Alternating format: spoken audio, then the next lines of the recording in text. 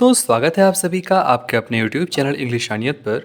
और आज की इस वीडियो में हम डिस्कस करने वाले हैं रॉबर्ट ब्राउनिंग के द्वारा लिखी गई एक बहुत ही खूबसूरत सी पोएम, जो कि एक ड्रामेटिक मोनोलॉग भी है। और इस पोएम का टाइटल है प्रोस्पाइस। दोस्तों, आज की इस पूरी वीडियो में हम इस पूरे पोएम को डिटेल में हिंदी में अच्छे से समझेंगे। उसके साथ साथ अपने इस पोएम के बारे में इंपॉर्टेंट चीज़ें और अपने पोएट के बारे में भी इंपॉर्टेंट चीज़ें समझेंगे। इस पोएम की थीम्स क्या हैं, फॉर्म्स क्या हैं, उसको समझेंगे। ड्रामेटिक मोनोलॉग होता क्या है, उसको समझेंगे। और उसके साथ साथ इस पोएम में जितनी भी इमेजरीज यूज़ हुई हैं उसको हम डिटेल में डिस्कस करेंगे। तो इस वीडियो के लास्ट तक बने रहिए और ये सारी चीज़ें आपको बहुत ही ईजी वे में अच्छे से वीडियो के लास्ट तक समझ में आ जाएगी। अगर अभी तक आपने इस चैनल को सब्सक्राइब नहीं किया है तो प्लीज़ चैनल को सब्सक्राइब कर दें और अपने दोस्तों के साथ भी इसको शेयर कर दें। तो चलिए बिना किसी देरी के शुरू करते हैं हम आज की अपनी वीडियो।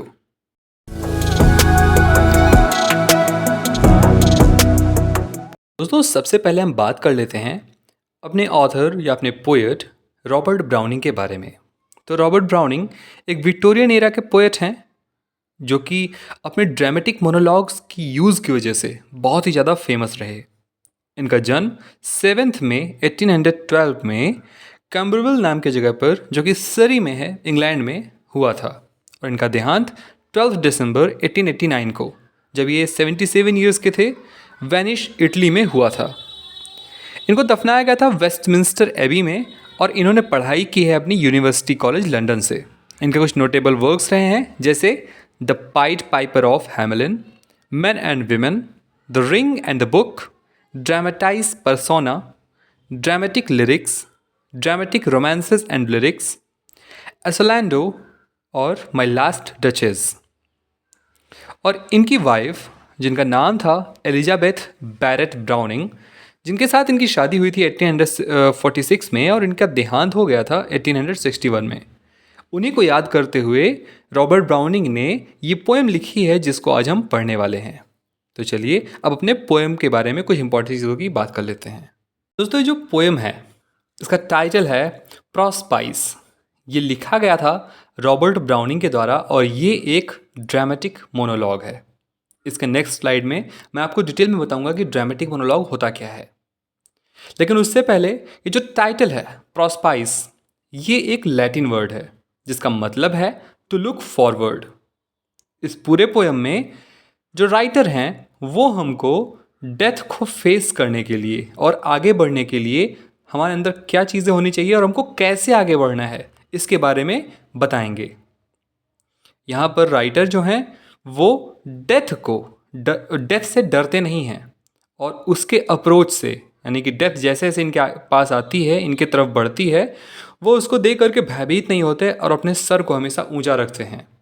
और ये बताते हैं कि डेथ एक लास्ट फाइट की तरह है, एक अंतिम युद्ध की तरह है, जिसको लड़ने के बाद, जिसमें विजयी होने के बाद हम अपने सोलमेट से, यानी कि अपने फैमिली मेम्बर से या अपने वाइफ से फिर से मिल सकते हैं और उनके साथ में उनको हम हक कर सकते हैं और उसके बाद हम सभी गॉड यानी भगवान के साथ रहेंगे।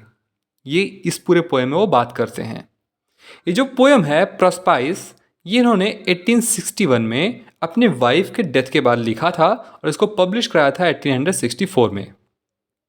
और आपके इन्फॉर्मेशन के लिए ये कहा जा सकता है कि जो स्पीकर है इस पूरे पोएम का, जो भी स्पीकर है वो खुद पोएट ही है। और यहाँ पर जो सोलमेट से मिलने की बात कही गई है वो पोएट अपने वाइफ से मिलने की बात कर रहा है। अब अगर हम बात करें इस पूरे पोएम के फॉर्म और स्टाइल की, तो वो ऐसा होगा कि जो इस पोएम की लाइंस हैं वो कुल 28 लाइंस, यानी कुल 28 लाइनों में इस पोएम को लिखा गया है। लेकिन अगर हम इसको डिवाइड करें तो ये 4 क्वाट्रेंस में डिवाइड हो सकती है, माफ़ कीजिएगा 7 क्वाट्रेंस में डिवाइड हो सकती है, जो कि 4 लाइन की स्टैंजा कही जाती है। यानी कि 4 लाइन की स्टैंजा को हम क्वाट्रेंस कहते हैं। ऐसे ऐसे 7 क्वाट्रेंस में इसको डिवाइड किया जा सकता है, जिनका राइम स्कीम होगा ए बी ए बी। अगर थीम्स की बात करें तो इस पूरे पोएम की मेन थीम तो है डेथ। उसके साथ साथ ये करेज एंड ऑप्टिमिज्म को भी यहाँ पर दिखाता है इस पूरे पोएम में। और एक अल्टीमेट ऑप्टिमिज्म को दिखाता है जिसको हम कहेंगे लाइफ आफ्टर डेथ। यानी कि इस पूरे पोएम में हमको लाइफ आफ्टर डेथ क्या होती है वो देखने में मिलेगा। फेस करने के लिए, डेथ को फेस करने के लिए करेज एंड ऑप्टिमिज्म कैसी होनी चाहिए वो देखने को मिलेगा, और डेथ तो हमको देखने को मिलेगा ही। तो ये तो हो गई बात थीम की। अब हम बात कर लेते हैं कि ड्रामेटिक मोनोलॉग होती क्या है। दोस्तों यहाँ पे डिफिनीशन लिखा हुआ है, आप पढ़ सकते हैं। Dramatic monologue, a poem written in the form of a speech of an individual character. It compresses into a single vivid scene a narrative sense of the speaker's history and psychological insight into his character. यानी कि dramatic monologue हमको वहाँ पे दिखता है, या ऐसे poems को हम ड्रामेटिक मोनोलॉग कह सकते हैं जिस पोएम में जो स्पीकर है वो क्या करे, सिंगल स्पीकर हो, पहली बात तो ये, और वो एक इंडिविजुअली अपनी कैरेक्टर से ही सारी चीज़ों को एक्सप्लेन करता हुआ अपनी साइकोलॉजिकल या अपनी हिस्ट्री इंसाइट की बात करता है या बताता है। इसको अगर हम सरल लफ्ज़ों में समझें, सरल भाषा में समझें, तो कुछ ऐसा होगा कि जब भी कोई एक व्यक्ति अपने भविष्य की, अपने साइकोलॉजी की, अपने इतिहास की, अपने पास्ट की बारे में बातें करते हुए किसी एक सिंगल विविड सीन को, इमेजरी को नरेट करता है, वो होता है ड्रामेटिक मोनोलॉग। एग्जाम्पल के लिए कई सारी पोएम्स लिखी गई हैं, जैसे रॉबर्ट ब्राउनिंग की ही है my last duchess, T S. Eliot की है the love song of J. Alfred Prufrock, और ए की है किलिंग फ्लोर। तो ये तो हो गई बात ड्रामेटिक मोनोलॉग की। अब हम बात कर लेते हैं अपने पोएम की, और पोएम को एक्सप्लेन करने के बाद हम बात करेंगे इमेजरी की, है ना। क्योंकि अगर ऐसे पहले मैं इमेजरी बता दूंगा तो आपको समझ में नहीं आएगा, इसलिए सबसे पहले पोएम समझते हैं, उसके बाद हम समझेंगे इमेजरी कौन कौन सी यूज़ हुई है। दोस्तों, पोएम की शुरुआत एक रिटोरिकल क्वेश्चन से होती है। जैसा कि सामान्यतया लोग मृत्यु की वजह से डर जाते हैं, तो ये अपने आप से ये पूछते हैं यहाँ पर, फियर डेथ, कि मैं भी डरता हूँ मृत्यु से। आप यहाँ पर पढ़ेंगे, आगे लिखते हैं, to feel the fog in my throat, the mist in my face. क्यों? मैं अपने गले में फॉग, यानी कि फॉग मीन्स तो धुंध होता है, लेकिन यहाँ पर हिचकिचाहट की बात की जा रही है। यानी कि मेरे गले में हिचकिचाहट हो जाएगी और मेरे फेस पे मिस्ट आ जाएगी, यानी एक छाया प्रकार से आ जाएगी, मेरा चेहरा नीला पड़ जाएगा। क्या मैं इन सब चीज़ों को सोच करके फियर डेथ, मैं डेथ से, मृत्यु से डरूं? मुझे डरना चाहिए। When the snows begin and the blasts denote I am nearing the place, यानी कि जब ठंडक बढ़ जाती है, बर्फ़ गिरने लगती है, एंड द ब्लास्ट्स, और फिर ब्लास्ट्स होने लगते हैं, अजीब अजीब आवाज़ें सुनाई पड़ने लगती है, डिनोट, ये दर्शाती है, I am nearing the place, मैं उस प्लेस के ओर बढ़ रहा हूँ, पहुँचने वाला हूँ। यहाँ पर कौन सी ठंडक और कौन सी प्लेस की बात की जा रही है? ठंडक यहाँ पर दिखाई गई है मृत्यु की तरफ, यानी कि जब आपकी उम्र बढ़ती है, जब आप एकदम उम्र के आखिरी पड़ाव पर होते हैं, तो वही यहाँ पर ठंडक की तरह दिखाया जा रहा है। When the snows begin, जब बर्फ़ पड़ना, ठंडक पड़ना शुरू होती है, यानी कि जब मनुष्य अपने मृत्यु के निकट पहुँचता है। Denotes I am nearing the place, तो ये दिखाता है कि मैं बस मृत्यु के निकट पहुँचने ही वाला हूँ, मैं पहुँच रहा हूँ। The power of the night, the press of the storm, the post of the foe. जो पावर ऑफ द नाइट, यानी कि अंधकार की जो शक्ति है, the press of the storm, और जो स्टॉर्म है, जो आंधी है, इसका जो दबाव है, द पोस्ट ऑफ द फो, और फो मीन्स इनिमी, और पोस्ट मीन्स वो जगह, और वो जगह है जो मेरे इनिमी का। Where he stands the arch fear in a visible form, yet the strong man must go. जहाँ पर वो खड़ा है, जो मेरा इनमी है वो खड़ा है, द आर्क फियर, और मेरा इनमी कौन है? वो बहुत बड़ा सा डर, इन अ विजिबल फॉर्म, विजिबल यानी कि प्रत्यक्ष रूप से। तो इस पूरे लाइन का मतलब क्या हुआ, ऊपर और नीचे दिए हुए लाइन का, कि जो मेरा इनमी है उसके अंदर अंधकार की शक्ति है, वो तूफानों की तरह दबाव डालता है, और वो मेरे एक शत्रु की ही तरह अपने स्थान पर विजिबल फॉर्म में प्रत्यक्ष रूप से खड़ा है, यानी कि मुझे डरना चाहिए लेकिन फिर भी, yet the strong man must गो, लेकिन फिर भी एक स्ट्रांग मैन को, एक बहादुर आदमी को डरना नहीं चाहिए, हमेशा आगे बढ़ते रहना चाहिए। मस्ट गो, डरना नहीं चाहिए, आगे बढ़ते रहना चाहिए। फॉर द जर्नी, किस चीज़ के लिए आगे बढ़ना चाहिए? For the journey is done and the summit attend and the barriers fall. उस जर्नी के लिए, उस यात्रा के लिए जो कि अब ख़त्म होने वाली है, जो कि लगभग ख़त्म ही हो चुकी है, एंड द समिट अटेंड, और मेरा समय पूरा हो चुका है, मेरे सारे कार्य ख़त्म हो चुके हैं, एंड द बैरियर्स फॉल, और जो रुकावटें हैं मेरी इस संसार से मृत्यु के बाद वाले संसार में जाने के लिए, जो रुकावटें हैं, बैरियर्स हैं, वो ख़त्म हो चुकी हैं।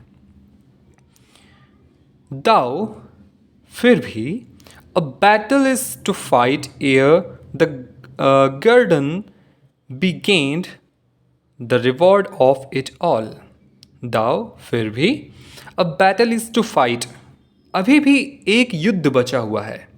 Year means before, the guerdon be gained, guerdon means होता है इनाम, the reward of it all, इन सभी का रिवॉर्ड। अब इसका मतलब क्या हुआ कि मेरे मृत्यु में पहुंचने से पहले मेरी एक युद्ध बची हुई है, मेरी एक अभी भी एक फाइट बची हुई है। वो फाइट किससे? मृत्यु से, जिस पर विजयी होने के बाद, जिस युद्ध को जीतने के बाद मुझे सबसे बड़ा इनाम मिलेगा। वो कैसा इनाम?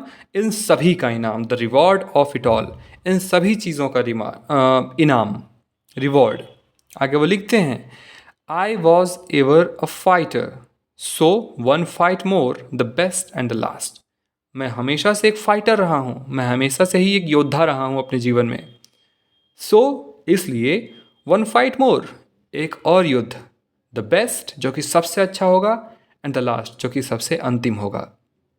और जो ऊपर मैंने रिवॉर्ड की बात की, वो किन सब का रिवॉर्ड? जो भी आज तक मैंने किया, जैसा भी मैंने आज तक अपनी ज़िंदगी बिताई, उन सभी का रिवॉर्ड मिलेगा, क्योंकि मैं एक योद्धा हूँ और मैं अंतिम समय में अपने एक और युद्ध लड़ना चाहता हूँ, और वो युद्ध होगा डेथ से। I would hate that death bandaged my eyes and forbore and bade me creep past. I would hate, मुझे ये बिल्कुल नापसंद होगा, दैट, कि death bandaged my eyes and forbore, कि जो डेथ है वो मुझे लाचार कर देगी और मेरी आंखों पर पट्टी बांध देगी, and bade me creep past, और मुझे भयभीत कर देगी। दोस्तों, फॉरबोर का मतलब होता है लाचार कर देना या लाचार।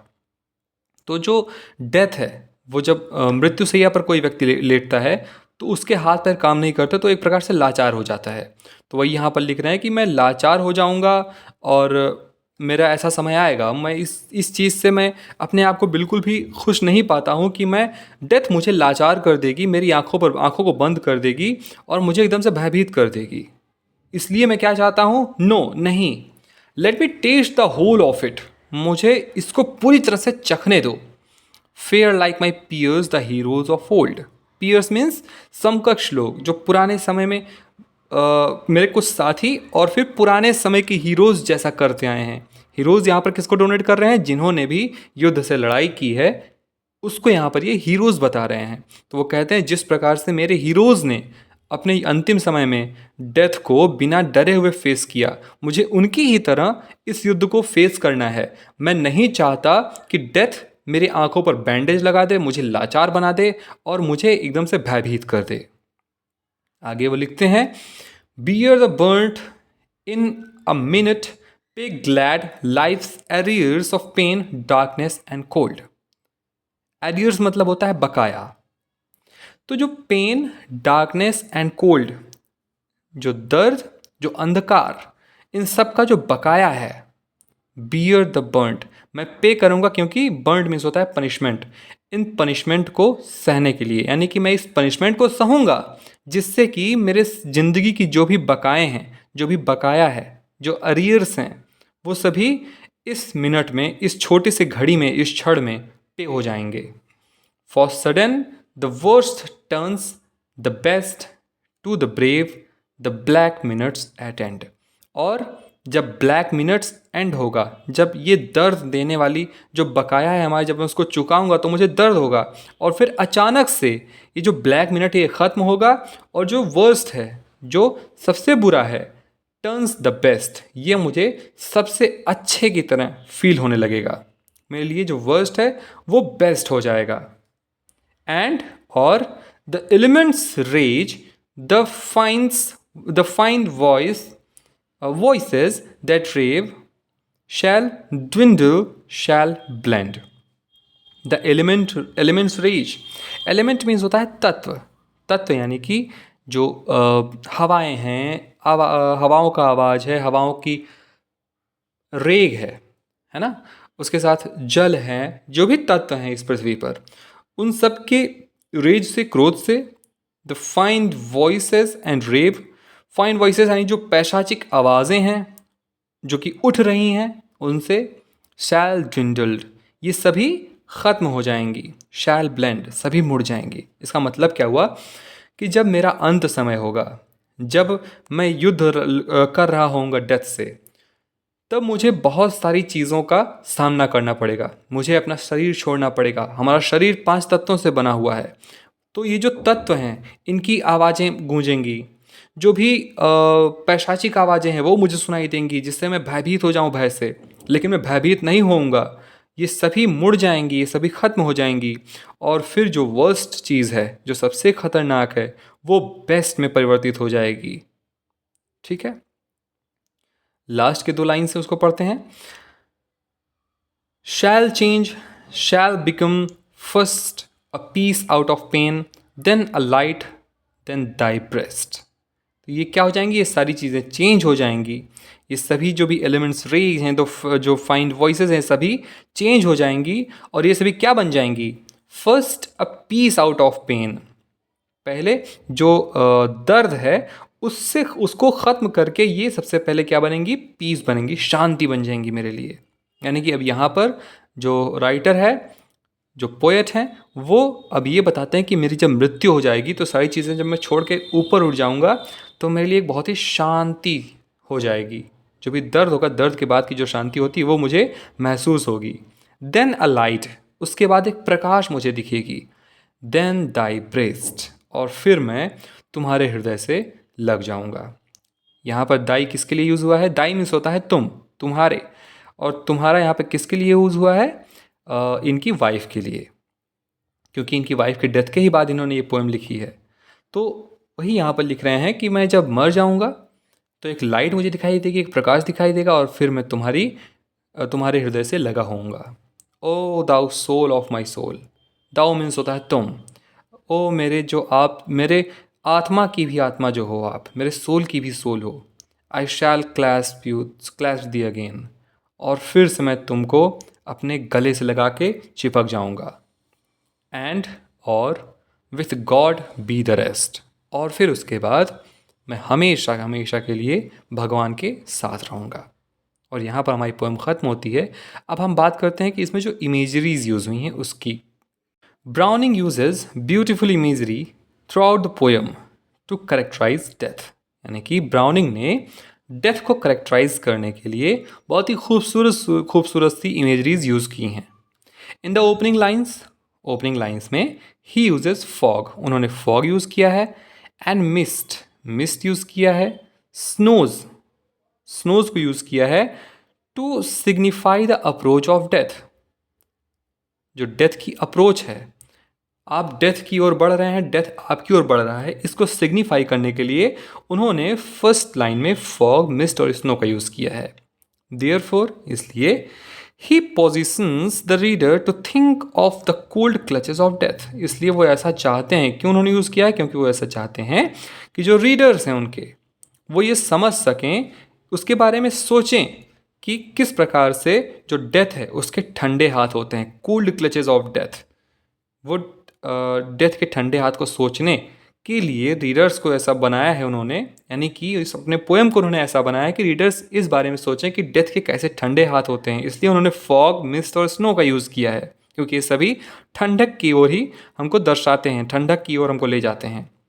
मोर ओवर, इससे ज़्यादा he compares the ending of life to a summit attend. उन्होंने जो हमारे जीवन का अंत है उसको एक समिट के ख़त्म होने से कंपेयर किया है। Which likens to life which likens life to climbing mountain, जो कि उन्होंने ऐसा दर्शाया है कि जैसे मानो हमारा एक जीवन है वो पहाड़ पर चढ़ने के बराबर है। The imagery brings forth thoughts of single of life as a struggle where we have to battle through. उन्होंने ऐसा बताया है कि जो ये सारी इमेजरी हमको ऐसा बताती हैं कि जो हमारी लाइफ है वो एक युद्ध की तरह है जिसको हमें अंत समय तक लड़ना होता है। However, the speaker offers optimism against approaching death। जो स्पीकर हैं वो डेथ को आपके आने तक के लिए, अप्रोचिंग डेथ है, डेथ जो आपकी तरफ बढ़ रही है, उसको एक ऑप्टिमिस्टिक वे में देखते हैं। He does not want to creep past, वो भयभीत नहीं होना चाहते हैं, but wants to taste the whole of it, लेकिन उसकी जगह पर क्या करना चाहते हैं, वो पूरी तरह से मृत्यु को चखना चाहते हैं, उसके सामने खड़े रहना चाहते हैं। इसका मतलब क्या हुआ, he will stand toll in the face of death. वो मृत्यु के समय, मृत्यु के चेहरे के, मृत्यु के मुख के सामने पूरी तरह से अपने सीना चौड़ा करके खड़े रहेंगे। In the end of there will be peace out of the pain and then a light when optimise awarded. और उसके बाद क्या होगा, उनका जो पेन है, जो दर्द है, वो एक शांति में बदल जाएगा, देन अ लाइट, और फिर वो एक प्रकाश के माध्यम से ऊपर चले जाएंगे। व्हेन ऑप्टिमिज्म इज अवॉर्डेड, जब उनके ऑप्टिमिज्म को अवार्ड मिलेगा, जब उनके ना डरने की इस प्रक्रिया को अवार्ड मिलेगा। दोस्तों, यहाँ पर ख़त्म होती है हमारे आज की ये पूरी वीडियो। आशा करता हूँ दोस्तों कि आपको ये वीडियो अच्छे से समझ में आई होगी। अगर आपको कोई सजेशन देना है तो आप कमेंट बॉक्स में कमेंट कर सकते हैं, सजेस्ट कर सकते हैं। मिलते हैं अगले वीडियो में एक नए से टॉपिक के साथ। तब तक के लिए अपना ख्याल रखिए। धन्यवाद।